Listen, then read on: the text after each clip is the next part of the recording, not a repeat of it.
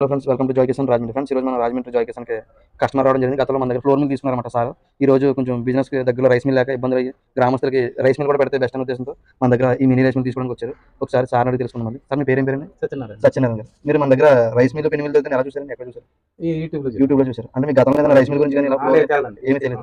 ఇది మొదలు ఏమైనా నేర్చుకోవాలండి, లేదంటే మామూలుగా వాడేసుకోవచ్చా? మామూలుగా వాడేసుకొచ్చాను. అంటే వీడియోలో చూసారా మీరు? చూసాను. అంటే మీకు ధాన్యం వేస్తే రైస్ వచ్చేయడం కూడా చూసారు. చూసాను. ఇది మీకు రైస్ మిల్ దూరంగా ఉందా, లేదా మీరు పండించిన ధాన్యాన్ని రైస్‌కి మార్చడం ఉద్దేశంతో తీసుకున్నారా? దూరంగా ఉందండి. రైస్ మిల్ దూరంగా ఉంది. అంటే మీ గ్రామస్తులకి ప్లస్ మీకు కూడా దాన్ని పండించిన దాన్ని కొనుక్కొని దాన్ని రైస్‌గా మార్చి తినాలనే ఉద్దేశంతో ఈ మిల్ తీసుకున్నాం. Okay sir. ఫ్రెండ్స్, చూసారు కదా సార్, ఎవరు మీరు అన్నారు? రాజంపాలెం అండి. ఫ్రెండ్స్, కస్టమర్ అయితే పోలవరం దగ్గర రాజంపాలెం అనమాట.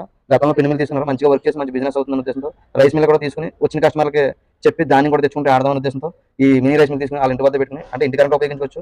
ఆ ఫ్లోర్ మిల్ కాకుండా రైస్ మిల్ కూడా తీసుకోవాలని ఉద్దేశంతో ఈ రోజు మళ్ళీ మన షోరూమ్ విజిట్ చేసి ఈ రోజు సార్ ఆటో కూడా తీసుకొచ్చారు. మన షోరూమ్ దగ్గర దీన్ని ఫిక్స్ చేసి మనం ఈ రోజు డెలివరీ అయిపోతున్నమాట. ఇప్పుడు ధాన్యం వేస్తే రైస్ ఎలా వస్తుందో మనం ఆయన మిల్లోనే ఒకసారి ట్రైల్ చేద్దాం.